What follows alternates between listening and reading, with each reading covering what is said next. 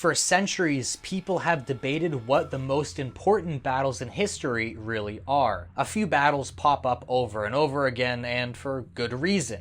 They happen in important wars that greatly shaped world history. Stalingrad, Thermopylae, Gettysburg, Cannae, and D-Day all make most of the lists, and all of them are very important. But as it turns out, one of the most famous lists of important battles in world history doesn't include any of these. Instead, it lists the 15 decisive battles of the world, many of which most people haven't even heard of. Today, we're going to look at these 15 battles as well as the man who made this famous list. So remember to like, comment, subscribe, do all that fun stuff, and let's just jump right into the video. The year is 1851. Sir Edward Shepherd Creasy, a British historian who has toured the empire and written extensively about the Ottomans and English history, decides to compile a list of the battles that have changed world history the most. His list spans over 2,000 years of human history and has entries from across 3 continents. Even today, Creasy's list is one of the most influential compilations in military history. Of course, there's a couple of shortcomings to this list. First is that it was written in 1851, although another volume of his book decades later would include some new entries. Nonetheless, that means that Creasy misses out on key moments in history, most notably the World Wars. Secondly, his list is probably, unsurprisingly, Eurocentric, which isn't too surprising for a 19th century Brit. There of course is something to be said about Western culture having a disproportionate effect on the world, given that Western societies conquered most of the world and shaped the international theater today, but some of his conclusions are rather questionable, to say the least. That being said, his list is still fascinating, and we can appreciate his ideas without always agreeing with them. I have already been making a series of videos on these battles, so check out the playlist here to see very in-depth videos on the first 6 entries in Creasy's list, number 7 coming soon-ish. Let me know in the comments, what do you think about these 15 battles? What do you think should be included, both from the time period that Creasy could actually talk about, and of course, what happened after him. So with that out of the way, let's look at the entries of the OG list for the most decisive battles of the world. This list goes in chronological order, but this could very well be the most important of all of these 15 battles. The year is 490 BC. In the Eastern Mediterranean, 2 powers are set to clash in a battle that very well could determine the nature of Western civilization. To the east is the mighty Persian Achaemenid Empire. Rising in power a few decades before, Persia rapidly conquered an empire larger than anything the world had seen to that point. At its height, right before the battle, the Persian Empire spanned what is now Afghanistan, Egypt, Georgia to Greece. Being a large empire, the Achaemenids often let those they conquered keep their native traditions and leaders, but they were still deeply repressive and demanded absolute obedience. The term that the Persians used for the leaders of their cities is even still in use today, tyrant. This contrasted with their main enemy at the time, Athens. Athens was one of the many small Greek city-states across the Aegean, but it was unique in that it developed a form of government called democracy. This was different from how we think of the term today, but it was a revolutionary system for its time. While it did exclude slaves and women, it gave all free men the right and even duty to participate in the government. Not only politicians, but even generals had term limits, and what many assumed would become an anarchic mess flourished as a center of wealth, culture, art, philosophy, and of course governance. While Western civilization draws from many cultures, Athens is perhaps the singular most important influence. In the 490s BC, these two cultures would face off. After Athens aided Greek rebels in a revolt against the Persians, they swore to destroy the upstart democracy.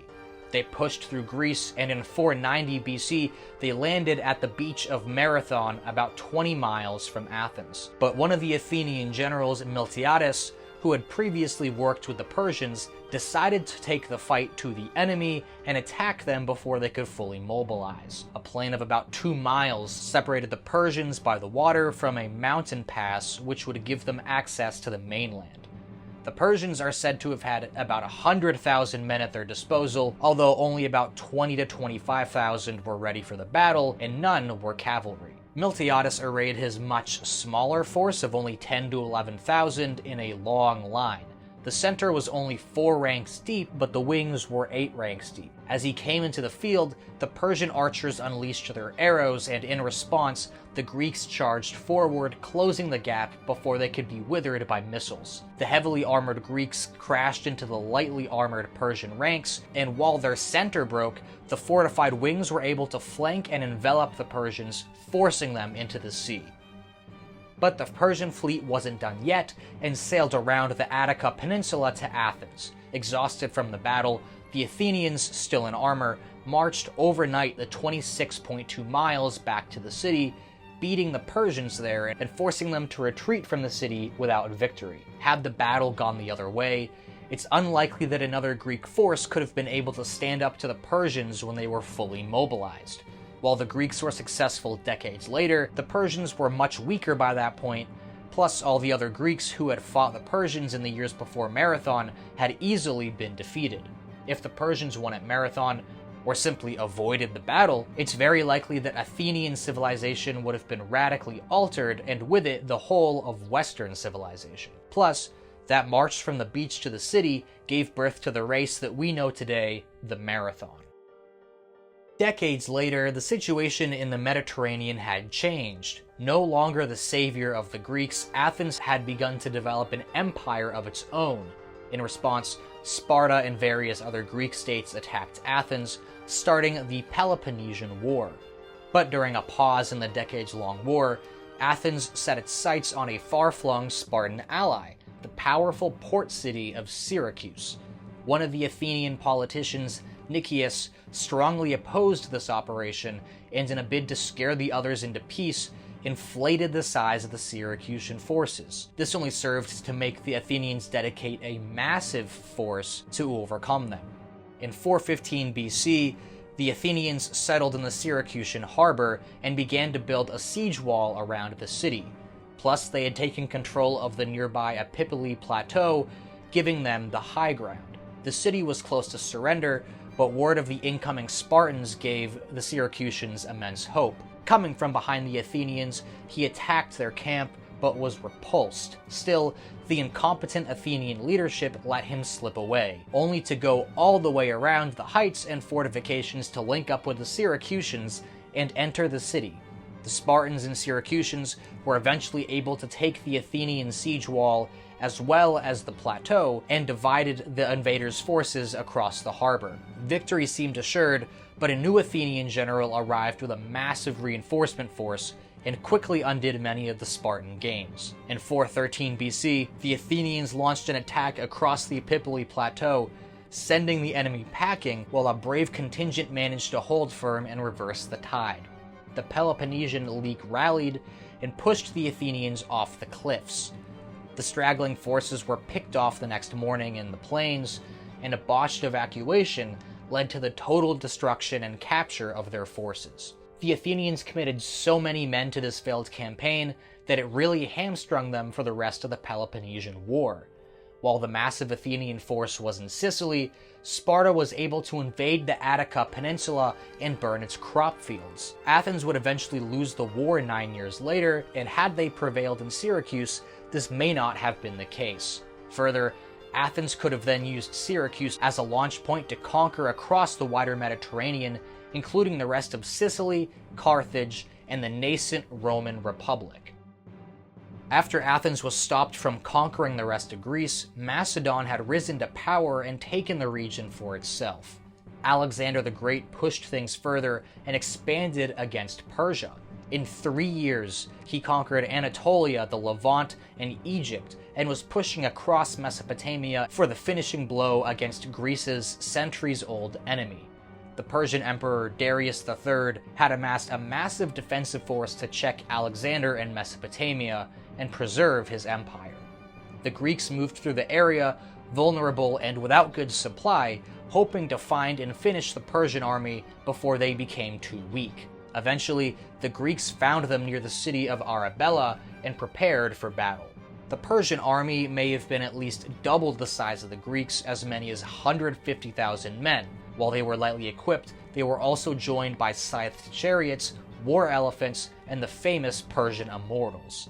Alexander's forces, about 47,000, were split between well-armored and light infantry and his own famous cavalry units, which he led himself. Unlike the last two battles, the infantry played a much smaller role.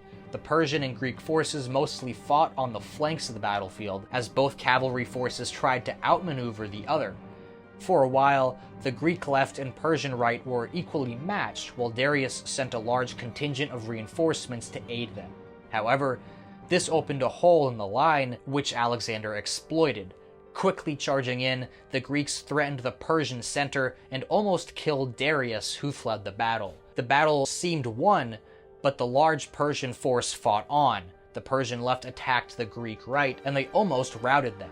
Alexander was delayed in reaching them by yet more Persian cavalry, but eventually he broke through and rode on to help his main line, sending the Persians into retreat. Alexander soon took Babylon, and the next year was able to advance into the Persian heartland, conquering the whole empire. The main impact of Gaugamela, arguably, is that it solidified the Hellenistic period, where Greek culture spread across the Near East. This in turn influenced the philosophies, art, and culture of various groups, including the Hebrews and the Muslims centuries later. While Greek culture was largely lost in Europe in the Middle Ages, it flourished in the Middle East, and by spreading this culture, Alexander ensured that it wouldn't be lost during the Dark Ages. This one, in my opinion, is questionable, since I think there's a strong argument that Greek culture was already very secure, and the degree to which it disappeared from Europe in the Middle Ages is very overstated, but nonetheless, it helped to seal Alexander's place in history. Another century later, the center of power in the Mediterranean had shifted again. While the Hellenic empires ruled to the east of the sea, two powers fought for control in the west. For decades, Carthage and Rome had clashed for power of the central Mediterranean, and in the Second Punic War, the Carthaginians seemed like they had a real chance at defeating Rome.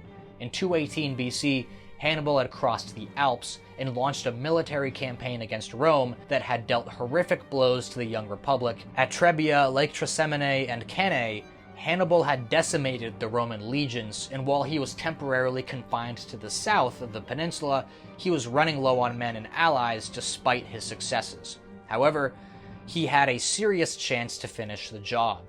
His brother, Hasdrubal, was fighting the Romans in Spain when the siblings got an idea. Hasdrubal would cross the Alps like Hannibal, and then the two armies would unite. Hasdrubal crossed the Alps like Hannibal, but had a much easier time of it, and then quickly defeated forces along the Po River. At the same time, the Romans were in the crisis of leadership. They didn't have many good generals left to defend the homeland. Quickly, they selected two rival statesmen, Marcus Livius and Gaius Nero, to keep the land safe. Nero would stay in the south to contain Hannibal, while Livius would move north to deal with his brother. As the threat to the peninsula became apparent, Nero led his men on a risky but incredible march north, all the while tricking Hannibal into thinking he was still shadowing him. Together, the Roman generals' combined army outnumbered Hasdrubal's, who had to retreat. But trapped against the Metaurus, Hasdrubal placed his Gallic forces, who had gotten drunk overnight, overlooking a steep hill, and positioned the rest of his forces beside them in a flatter field next to the river. The Romans attacked, warding off war elephants and fighting their cavalry to a stalemate. On the right flank, Nero, realizing the drunk Gauls were unassailable but also immobile, boldly moved his men to the left, sweeping in and overwhelming the opposite Carthaginian flank and winning the battle. He then returned south and threw Hasdrubal's severed head into Hannibal's camp, bloodily signifying the end of his hopes to conquer Italy. While Hannibal fought on for 6 more years, the failure to link up with Hasdrubal co-signed his mission to failure. 2 centuries later, Rome was an empire that ruled the Mediterranean, more dominant than any of the situations we've looked at so far. They had defeated most all of their enemies, but one troublesome group of loosely organized tribes remained a thorn in their side: the Germans. East of the Rhine, Rome had conquered most of the German tribes, but they silently waited for an opportunity to overthrow their occupiers. One of the men critical to this was Arminius, the son of a nobleman who had been taken to live with the Romans at a young age. There, he rose through the ranks of the Roman army, gaining trust and learning their tactics for decades. Upon returning to Rome alongside the general Varus, Arminius began to conspire with the German tribes of his youth and prepare for an uprising. Deep in the heart of the German lands, Varus's 3 legions were far from any help, but a powerful force that could decimate any enemy they encountered in open battle. At the same time, in September of 9 AD, he was ready to spring his trap. The plan was almost unraveled by the father of his lover Thusnelda, who told the Romans of his treachery, but Varus trusted Arminius too much and ignored the warning. Then, in a ruse to put the Romans on the road, word spread of an uprising in the north. Varus mobilized his men to advance on the rebels, and on the road, Arminius volunteered to scout ahead. He joined his German brethren, and in a series of battles, they wore down the Romans. The first major engagement took place in the Calcareous Narrows, where the Romans were forced to cross a narrow area between a forested hill and a swamp. Here, from fortified positions, the Germans rained hell down on the Romans, severely weakening their forces, although they managed to limp away. The next day, however, the Romans were forced to go through a mountain pass in the wild Teutoburg forest, where they were all but defeated.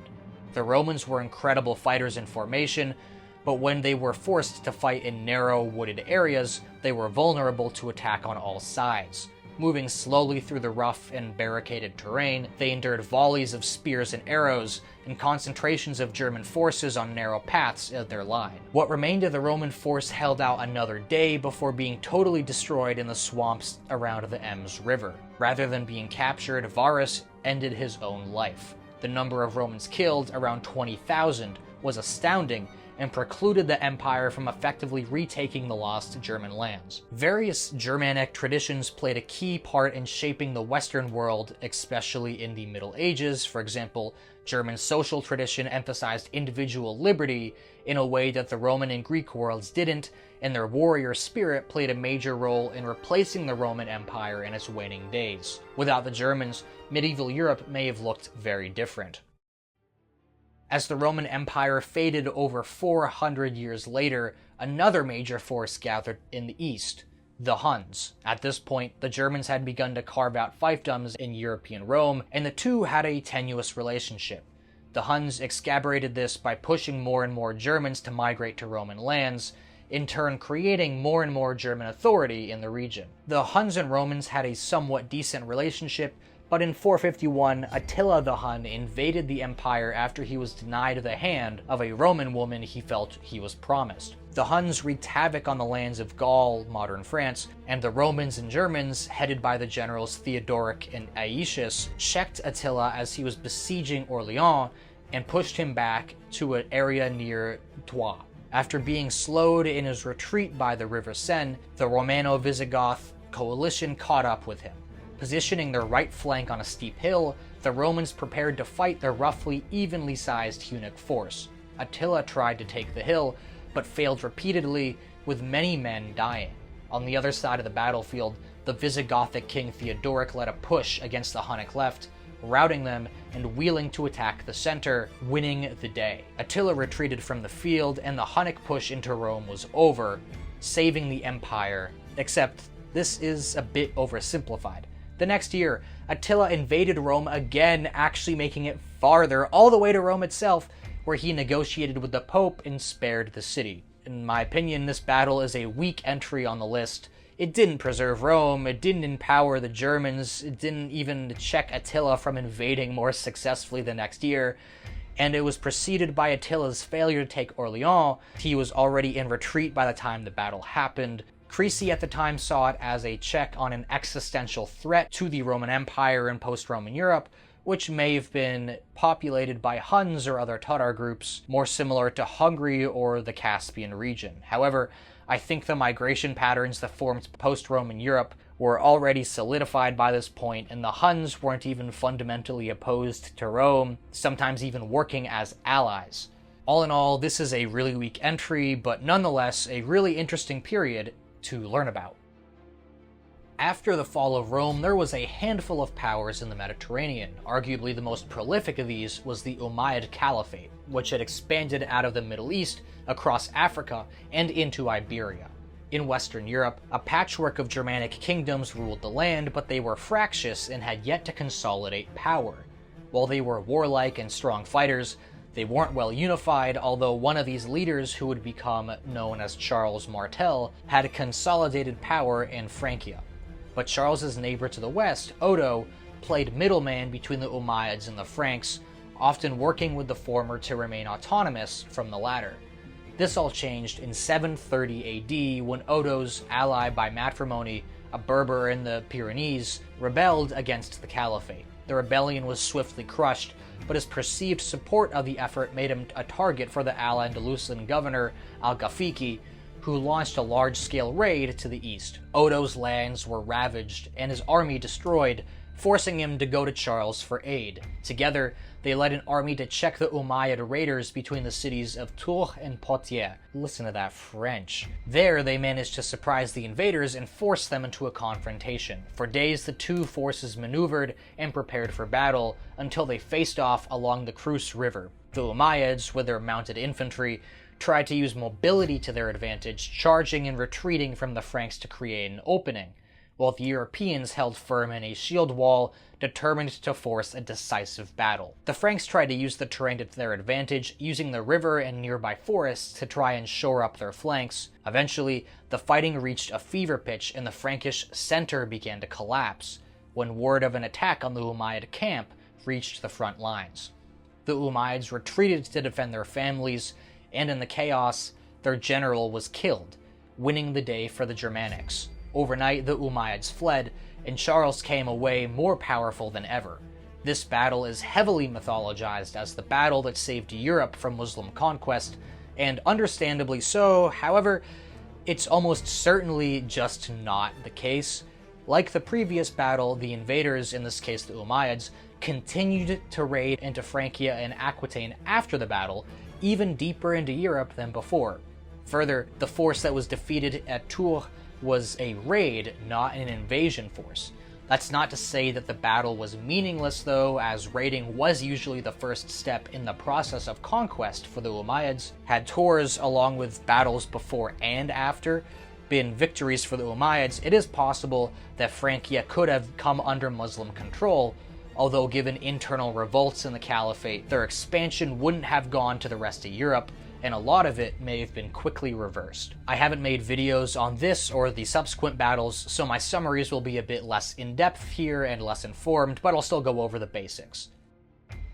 With Hastings, Creasy's list starts to focus less on Western civilization and focus more on important battles in the histories of individual European countries. In the first century of the new millennium, England was beset by a succession crisis. When King Edward died in 1066, he didn't have a son, and 3 men laid claim to the throne. The only one in England at the time, Harold Godwinson, was King Edward's brother-in-law, and was chosen by the King's Council as his successor the day after his death. But 2 other men wanted the crown as well. To the north, Harald Hardrada, the king of Norway, wanted to reclaim the throne for the Norse. To the south was William, Duke of Normandy, who was a distant cousin of King Edward, so that same year, King Harold had to fend off 2 invasions.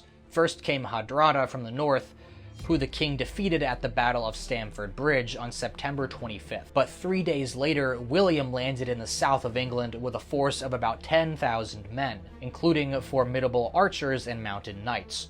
Quickly, Harold marched his men to the south to face William, where they faced off to the north of Hastings. King Harold and his forces set up on top of a hill, blocking the only road through a forest to the rest of the kingdom. William ventured into the trough below and tried to fight his way uphill. His archers and cavalry did little in the face of the disciplined English shield wall, and all hope seemed lost, with his left even retreating and being pursued. However, William led his knights against this pursuing group and destroyed them shortly before both sides paused the battle to regroup and recover. From here, William employed feigned retreats, drawing out Edward's men before swooping in with cavalry over and over and over again to thin their lines. Eventually, he ordered a full-on charge into the now weakened center and broke through. In the chaos, King Harold was killed, being shot in the eye, and then butchered. William earned his moniker the Conqueror, and totally changed England and its language. The ties that William forged between England and the continent didn't go away, and centuries later led to the 100 Years' War, where England fought for what it saw as its rightful inheritance of the French crown. Through the early 1400s, England seemed poised to win the conflict and take the throne, as King Henry V consolidated English territory north of the Loire River, even taking Paris, and threatened to push further south into the now crippled kingdom. The key to this was taking the city of Orleans, situated on the river. In 1428, English forces laid siege to the city, taking the Tourelle on the southern bank of the river and creating siege lines to the northwest.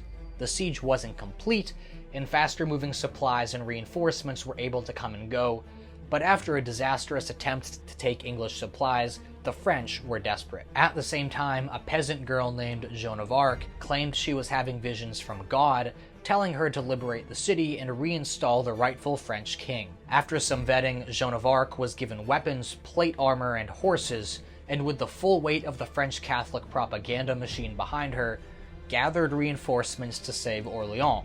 In April of 1429, she escorted a supply train into the city without opposition, seen as a miracle at the time, before she set about scouting the English defenses. Despite disagreement with the French commanders, Joan took a leading role in the campaign, helping to break the eastern part of the siege. Soon after, she pushed for a daring campaign to head south and take the Tourelle, promising to end the siege in 5 days. Pushing across the river on May 6th, the French took outlying English fortifications before pushing on to the Tourelle. In the hard fighting, Joan was shot by an arrow between the neck and shoulder. However, she survived and not long after returned to the battle. After some prayer, she allegedly declared that once her banner touched the Tourelle, the French would have it. Eventually, the French prevailed, killing the English commander in the process, and after an aborted pitched battle the next day, the English withdrew. Had the battle gone the other way, it's possible that the English could have won the 100 Years' War, and France as a nation could have been drastically altered. England was kept at bay, and by the next century it was lagging behind the other European powers in the race to build global empire. France pushed into the St. Lawrence River Valley, and Spain had conquered much of the New World, and Portugal and was head and shoulders above the rest. Protestant England, meanwhile, was a thorn in Spain's side, supplying Dutch and Portuguese rebels against Spain and harrying its shipments across the Atlantic. In an effort to bring England to heel, King Philip II prepared plans for an invasion of the island, utilizing Spain's massive armada of large ships to fight at sea and then land an army to take London. However, unlike the other battles on this list, the battle was largely decided by nature and poor planning. The initial preparations for invasion were delayed by Sir Francis Drake, an English privateer, who burned a Spanish port, eventually causing the stagnant force to suffer from disease and rot its food away. The main commander died, and a far less experienced sailor took his place, now with a poorly communicated plan to link up with Spanish forces in the Low Countries for an invasion and resupply. At this time, ships were less advanced than they would be a century and a half later, often at the mercy of the wind and currents, and more delay came from unfavorable winds. When the force did finally let off, yet another spot of poor weather scattered the Armada, with some coming close to England and giving the plan away to the defenders. Over a series of 3 indecisive battles, the English and their lighter ships managed to sink a couple Spanish galleys, as well as farther disperse the Armada and force them to waste their cannonballs and powder. The Armada finally moved east enough to start to link up with the other Spanish forces, but an English fire ship attack scattered the fleet once again, and the unforgiving weather systems carried off the Armada to the north around the English Isles. Along the way is where the vast majority of Spanish casualties took place, and an attempted docking in Ireland was quickly destroyed by the rocky cliffs on its coast.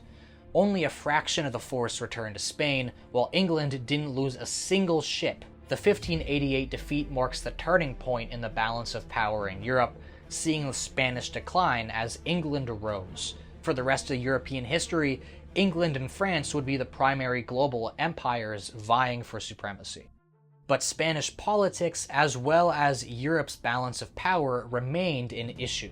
Over a century later, the new continental power was France, whose absolute monarchy under Louis XIV stood in contrast to England's post-revolution parliamentary system.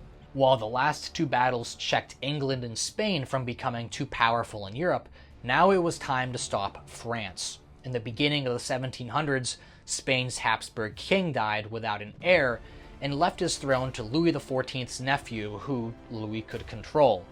This threatened to make France exceptionally powerful, and a coalition of forces teamed up to check France and support another Habsburg claimant to the throne. During this War of Spanish Succession, France's seemingly unstoppable army marched across Europe with the aim of taking Vienna and knocking Austria out of the fight, possibly winning the war on the continent. However, the English Duke of Marlborough was leading an army to stop him, moving from Holland south to the Danube River before the French under the Duke of Tallard could take the capital. In the summer of 1704, the two armies set up for battle with the Nebel stream separating them near the town of Blenheim. The French fortified a string of towns on the west side of the stream and fortified their center with many cannons and powerful cavalry. The English, however, used more mixed tactics, intermingling cavalry and infantry units and using platoon fire to ensure that there was constant musketry along their line to check the French. Marlborough sent a heavy attack along the river, forcing the French to move men from their center to support the southern flank, while coalition forces pushed on the north flank as well, forcing yet more French to move from the center. Believing that the stream would separate and isolate British forces, Tallard allowed the English to begin to cross, but their new tactics, coupled with the relatively unintimidating stream, allowed the British to maintain order and fend off the French cavalry. Eventually, the attacks on the wings weakened the French center, and the coalition forces pushed forward, breaking the formation and trapping the French along the river. Blenheim saw the capture of France's best commander and the first major defeat of its army in decades, while stopping them from taking Vienna. Had this happened, France may have been able to radically alter the geopolitical landscape in Europe, perhaps creating a hegemony like the one Napoleon enjoyed a century later. While England and France were duking it out in the west, Russia was fighting for supremacy in the east.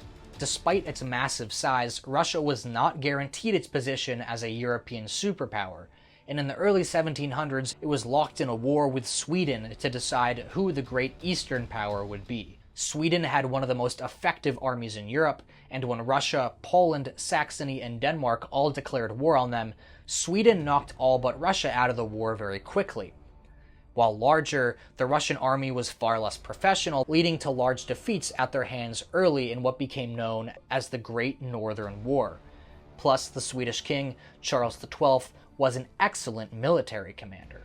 In 1709, Charles launched an attack from Poland into Russia, hoping to take Moscow. However, since his Polish allies didn't support him, and Russia, under its Tsar Peter the Great, employed scorched earth tactics to deprive the Swedes of effective supply, he had to change course. Charles moved south, hoping to gain an advantageous position and eventually find a well-supplied fort he could fight from, reaching the city of Poltava in what is now Ukraine. Besieging the city, Charles was running low on supplies when the Russians came for him. In a skirmish, he was wounded and couldn't oversee the coming battle himself. On July 9th, 1709, the Swedes moved to attack the Russians, who had two main components: a T-shaped redoubt system backed with cavalry, and their main fortified camp with most of their infantry. The Swedes pushed and took the redoubt, but with heavy casualties. The Russians then came out with their far greater numbers from the camp, and the Swedes hopelessly charged the much larger formation. The Russians had won the day, and Charles was forced to flee to the Ottoman Empire. Had Charles been successful in his fight against Peter the Great, it is possible that we would be talking about Sweden as the powerful force in the East rather than Russia. Then, of course, we have the United States. Even Creasy, a good old boy English Brit, can recognize the significance of the US in world history. I have a few videos already on the American Revolution, so you can check those out here, including videos on the battles of Bunker Hill, Lexington and Concord, and Fort William and Mary, possibly the first real fighting of the war, but none of those early war battles, at least according to Creasy, were the decisive battle of the war. This would come later at Saratoga. In 1777, the British had a plan to win the war. Forces from New York and Canada would move up and down the Hudson River, effectively splitting the colonies up and isolating New England, which was the heart of the revolutionary fervor. However, this didn't happen since General Howe in New York opted to attack Philadelphia, leaving General Burgoyne to move south along the Hudson by himself. He initially had success taking the important Fort Ticonderoga without a fight, but not long after, he began to run into supply issues. At the same time, he crossed the Hudson River, giving himself provisions for a month and preparing to face off against the dug-in Americans on the hills outside Saratoga. The Americans had their own problems since Generals Gates and Arnold did not get along, with the latter threatening to resign at one point, but nonetheless, they managed to keep their positions well defended. On September 19th, the British launched 3 attack columns but were intercepted by American troops. Fighting on a farm, the two armies engaged in a battle through the afternoon until reinforcements came and pushed the Americans off. Nonetheless, the British were still isolated, and they dug in as news came that support was coming from the south to try and execute the original plan. However, these southern forces were called off, and Burgoyne once again had to decide to fight, probing the American left for weaknesses. On October 7th, the battle commenced, but this time the Americans turned the British flanks and sent them retreating to their fortifications. The Americans managed to capture some of these, and by nightfall, the British were in a precarious position. Eventually, Burgoyne surrendered along with his whole army. While the British plan to take the river may not have been a death blow to the revolution, the American victory encouraged France to enter the war, but also dissuaded the English from any more large-scale northern strategies, both of these greatly helping America's chances of winning. In part due to its support for America's war, France began to have severe financial problems which helped to spur the French Revolution. The aristocratic state system was dismantled in favor of a republic, which caused tensions in Europe. The French overthrow of their king could incite other populations across Europe to do the same, and a tense standoff between the newly formed republic and the European monarchies commenced. Fearing a potential attack while also hoping to unify their polarized country, France declared war and invaded the Austrian Netherlands. The French military, largely purged during the Revolution, was deeply ineffectual, not winning any victory for months. Eventually, 2 armies from Prussia and Austria moved into France, aiming to take Paris. After taking Reims, the Prussian army pushed west into the Argonne Forest, but the French forces under General Kellerman moved to their rear. To avoid being cut off from supplies and communication with the Austrians, the Prussians under General Brunswick turned back to fight the French. The Prussians advanced on the French at Valmy, but aside from a stalling battle in the south, the vast majority of this battle was just an artillery duel. The French army, now infused with professional soldiers who were previously ousted, managed to hold its ground. A French magazine carriage exploded, which threatened to scare the troops off, but the hole in the line was quickly filled and the cannonade continued. The Prussians tried to advance, but the French, up on a ridge and egged on by their commander, held firm, forcing the invaders to retreat. While not a large battle, it scared the Prussians off for the time being, and with bad weather settling in, they weren't in a position to continue their march, eventually retreating. Had Valmy failed, it is entirely possible that the French Revolution could have been stalled and the rise of Europe's most important figure could have been prevented entirely. As the revolution devolved into chaos, Napoleon rose to the position of emperor and waged a series of wars across the continent. His military genius was unrivaled, and with his highly trained and massive army, he was able to easily defeat the continent's superpowers time and time again. However, his invasion of Russia proved his undoing, and in 1814 he was deposed as emperor and sent into exile. But less than a year later, he returned and tried to rally France to his side again as the powers of Europe geared up for a 6th war against him. This time, the English sent their own troops, and teaming up with the Dutch and Prussian troops, tried to hold off Napoleon in what is now Belgium. On June 16th, Napoleon's forces split the Anglo-Dutch and Prussian forces before the former agreed to hold firm at Waterloo and wait for reinforcement. 2 days later, the French and Anglo-Dutch armies lined up against each other on opposite ridges, while the English garrisoned 3 complexes in between them.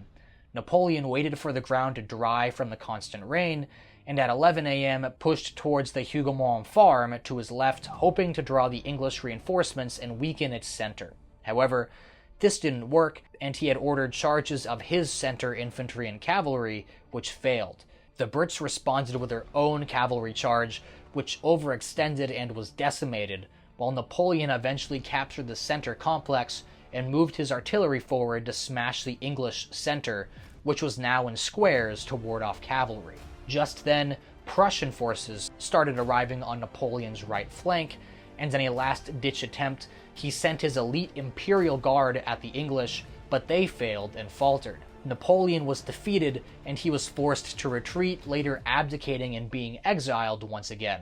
Had he won, it is possible that the post-Napoleonic order could have been radically altered, although it is worth noting that Napoleon still had many hurdles to jump before that could be possible, even if he did win. So these are the 15 decisive battles of history according to Sir Edward Shepherd Creasy. After his death, the book was republished in 1899 and also looked at 4 more battles, which I'll just mention here, the video is too long already. First is the 1863 Battle of Gettysburg, which I have a video on, which was arguably the decisive battle that secured the American Civil War for the North.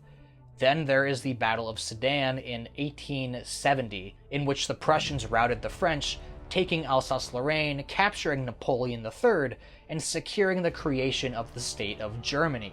Finally, the 2 battles of Santiago and Manila Bay in the 1898 Spanish-American War, which together ended the Spanish Empire and saw the US become an imperial power. So that's it for this video, everyone. I hope you enjoyed. Remember to like, comment, subscribe. Thank you again. Have a great day, and I will see you in the next one. Goodbye.